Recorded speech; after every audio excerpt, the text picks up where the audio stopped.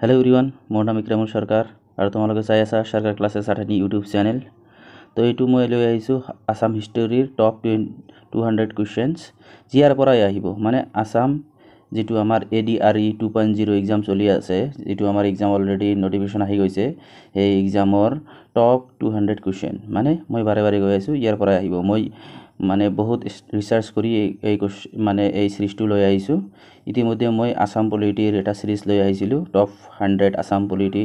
Question. এইটো তোমালোকে যদি চোৱা নাই তেনেহলে চাই লবা। আৰু এই টপ 200 কুৱেশ্যনছ টু কি হৈছে APSC প্ৰিলিমছ ADRE 2.0 আৰু অসমৰ যিমান এক্সাম হয় যেনে APDCL সেইবিলাকৰ পৰা কি কৰা হৈছে অনা হৈছে। তো তোমালোকে যদি এই ভিডিওটো সম্পূৰ্ণ চোৱা তেনেহলে তোমালোকে বহুত উপকৃত হবা। তো আমাৰ এই সিৰিজৰ प्रथम ভিডিওৰ प्रथम কুৱেশ্যনটো হল Tiranggar was constructed during the reign of যে ৰংঘৰটো মানে কাৰ শাসনকালত কি কৰা হৈছে বনোৱা হৈছে। এটো হ'ব আমাৰ ৰুদ্ৰ সিংহৰ দিনত কি কৰা হৈছে মানে ৰংঘৰটো নিৰ্মাণ কৰা হৈছে। আৰু ৰিবিল্ড মানে পুনৰ নিৰ্মাণ কোনে কৰিছিল স্বৰ্গদেউ প্ৰমত্ত সিংহই।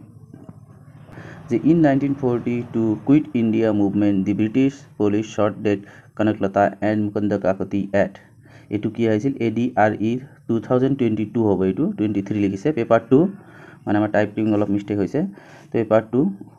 1942 সনত ভাৰত ত্যাগ আন্দোলনত ব্ৰিটিশ পুলিশে কনকলতা আৰু মুকুন্দ কাকতিক গুলিয়াই হত্যা কৰা ঠাইখন হল গহপুৰ। তাৰ পিছত who establish Jorhat as the last capital of Ahom kingdom এটু হ'ব কি গৌৰীনাথ সিংহ। তো এতিয়া মনত ৰাখিব লাগিব আমাৰ যে আহোমসকলে প্ৰথম ৰাজধানী ক'ত পাতিছিল আৰু এটু কেতিয়া এটু হল কি চৰাইদেউ 1253 এটু মনত ৰাখিবা। আৰু তার পিছত হল আমার question number 4 what was the name of the king Narayan before the ascended the throne of Koch kingdom. Koch ৰাজ্যৰ সিংহাসনত আৰোহণ কৰাৰ পূৰ্বে নৰনাৰায়ণৰ নাম কি আছিল? নৰনাৰায়ণৰ নাম আছিল মল্লদেৱ। যে কোচসকলৰ শ্ৰেষ্ঠ ৰজা আছিল নৰনাৰায়ণ এইটো মনত ৰাখিব লাগিব। আৰু তেওঁৰ যেটো শাসনকালত মুদ্ৰা আছিল তাৰ নাম আছিল নাৰায়ণী মুদ্ৰা এইটো মনত ৰাখিব লাগিব। আৰু তেওঁৰ ভায়েক আছিল চিলাৰা এইটো আমাৰ মনত ৰাখিব লাগিব। আৰু এই কোৱেশ্যনটো ADRE 2022 পেপাৰ 2 কি কৰা হৈছিল আহিছিল। 5 নম্বৰ কোৱেশ্যনটো হল battle of Saraighat was fought between Lachit Borphukan and খালি ঠাই শৰাইঘাট ৰণ লাচিত বৰফুকন আৰু খালি ঠাই মাজত হৈছিল। মানে শৰাইঘাট যুদ্ধ কাৰ মাজত হৈছিল মানে লাচিত বৰফুকন আৰু কাৰ মাজত হৈছিল এইটো হ'ব কি আমাৰ ৰাম সিংহ মনত ৰাখিব লাগিব। আৰু মই প্ৰথমতে কৈছো যে মই যিবিলাক কোৱেশ্যন লৈ আহিছো সেইবিলাক কোৱেশ্যন বহুত ভালকে ৰিসাৰ্চ কৰি বনা হৈছে। তোমালোকে চোৱা এইটো ADRE কোৱেশ্যন 2022 ত এইটো কি আছিল পেপাৰ 5 ত কি আছিল এই কোৱেশ্যনটো আহিছিল। তাৰ পিছত নেক্সট কোৱেশ্যনটো হল কি the treaty of Yandabo was sign between যে কোন দুই শক্তিৰ মাজত ইয়াণ্ডাবু সন্ধিটো কি হৈছিল স্বাক্ষৰিত হৈছিল এইটো কি হৈছিল এইটো ADRE যে আছে ADRE 2022 পেপাৰ 5 ত আহিছিল। APSC প্ৰিলিমছত আহিছিল 2013 ত আহিছিল। তো এই কোৱেশ্যনবিলাক বহুত ভালকে বনোৱা হৈছে যে এইটো APSC প্ৰিলিমছ 2013 ত আহিছিল। তো এটি ইয়াৰ এনসাৰ হ'ব কি ব্ৰিটিছ আৰু বাৰ্মিজ। আৰু এইটো তাৰিখটো মনত ৰাখিবা যে 1826 আৰু কি হ'ব আমাৰ 24 ফেব্ৰুৱাৰী এইটো মনত ৰাখিলে হল ডেটটো। তাৰ পিছত হল কি আমাৰ 7 নম্বৰ কোৱেশ্যনটো হল যে ৰিয়েল নেম অফ বীৰ চিলাৰাই ওয়াজ যে এইটো কি আছিল APSC তো আহিছিল আকৌ কি হৈছিল ADRE পেপাৰ 5 তো আহিছিল। তো এইটো হ'ব শুক্ল ধ্বজ। তোমালোকে মনত ৰাখিবা যে তেওঁৰ ভাই যে ৰজা আছিল নৰনাৰায়ণ তেওঁৰ নাম আছিল মল্লদেৱ। এইবিলাক কোৱেশ্যন আহিয়ে থাকে বহুত ইম্পৰ্টেন্ট কোৱেশ্যন। আৰু কোচ ৰাজ্যৰ মুদ্ৰাটোৰ নাম হল নাৰায়ণী মুদ্ৰা এইবিলাক বস্তু মনত ৰাখিব লাগিব। তাৰ পিছত হৈছে কি 8 নম্বৰ কোৱেশ্যনটো হৈছে which of the following is located at Sivasagar এইটো কি হৈছে আমাৰ APSC তো আহিছিল আকৌ কি আছিল ADRE 2022 পেপাৰ 5 তে আহিছিল যে নিম্নলিখিত সমূহৰ কোনটো শিৱসাগৰত অৱস্থিত এইটো হল শিৱসাগৰত অৱস্থিত হল কি ৰংঘৰটো। তো তোমালোকে জানিব লাগিব যে সূৰ্যপাহাৰ কি সূৰ্যপাহাৰ হল কি আমাৰ গোৱালপাৰাত অৱস্থিত। আৰু মালিনী মালিনী থান এইটো হ'ল অৰুণাচল প্ৰদেশত আৰু যেটো কি আছে দল গোবিন্দ মন্দিৰ সেইটো হ'ল গুৱাহাটীত কিন্তু আমাৰ কোনটো মনত ৰাখিব লাগিব যে শিৱসাগৰত কোনটো আছে ৰংঘৰ আমিতো ৰংঘৰ অলপ আগতে শিকিলোঁ যে ৰংঘৰ কোনে বনাইছিল ৰুদ্ৰসিংহ বনাইছিল আৰু ৰংঘৰটো আকৌ ৰিবিল্ড কোনে কৰিছিল প্ৰমত্ত সিংহই কৰিছিল এনেকৈ আমাৰ কোৱেশ্চনবিলাক মনত ৰাখিব লাগিব আৰু এইটো APSC প্ৰিলিমছতো আহিছিল তো আমি কোৱেশ্চনবিলাক বহুত ভালকৈ বনাওঁ তো ভিডিঅ'বিলাক চালে তোমালোকৰ বহুত উপকাৰ হ'ব ADR কাৰণে আসাম পুলিচৰ কাৰণেও বহুত লাভৱান হ'বা তোমালোকে তো 9 নম্বৰ কোৱেশ্চনটি হৈছে কি the chief of Ahom military during the reign of the চুংমুং and the husband of Mula Gabharu was চুংমুৰ ৰাজত্ব কালত আহোম সেনাৰ সেনাপতি তথা মুলা গাভৰুৰ স্বামীৰ নাম কি আছিল তো সেইটো হ'ল কি ফ্ৰাছেংমুং বৰগোহাঁই এইটো মনত ৰাখিব লাগিব বহুত ইম্পৰ্টেণ্ট কুৱেশ্যন হয় আৰু এনেকৈ কুৱেশ্যন আহিব পাৰে ফ্ৰাছেংমুং বুঢ়াগোহাঁই কোন ৰজাৰ কি আছিল সেনাপতি আছিল তেনেহ'লে কি হ'ব চুহুংমুং এইটো মনত ৰাখিবা এইটো আহিছিল ADRE 2022 পেপাৰ 4ত আহিছিল তো এই ভিডিঅ'টো চাবা তোমালোকৰ কাৰণে বহুত সুবিধা হ'ব তাৰপিছত who was the last king of Ahom kingdom এইটো কি হৈছে যে আহোম ৰাজ্যৰ শেষৰজন ৰজা কোন আছিল সেইটো হ'ল কি পুৰন্দৰ সিং তো এইটো মনত ৰাখিব লাগিব আৰু তোমালোকে মনত ৰাখিব লাগিব যে আহোমসকলৰ প্ৰথম ৰজা কোন আছিল চুকাফা তেওঁ কিমান চনত আহিছিল এইবিলাক আমাৰ সব মনত ৰাখিব লাগিব 1228ত আহিছিল অসমত আৰু তেওঁৰ ৰাজধানী পাতিছিল চৰাইদেউত আকৌ চৰাইদেউ মৈদামো আছে যিটো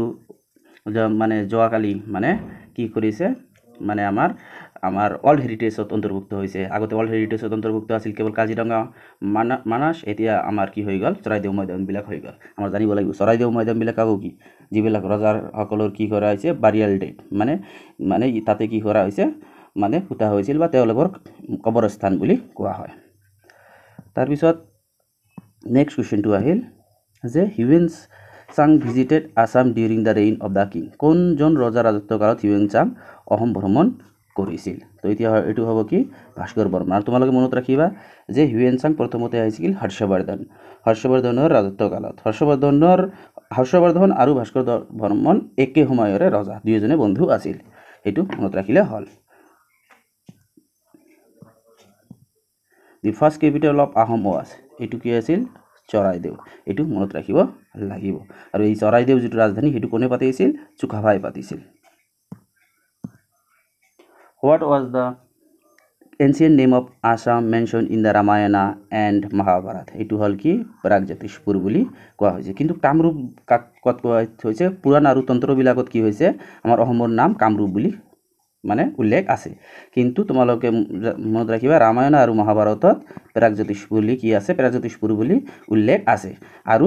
আমাৰ কি হৈছে আমাৰ মহাভাৰতৰ যিটো যুদ্ধ হৈছিল সেইটোতো কি হৈছে আমাৰ অসমৰ ৰজা ভগদত্ত কি কৰিছিল অংশগ্ৰহণ কৰিছিল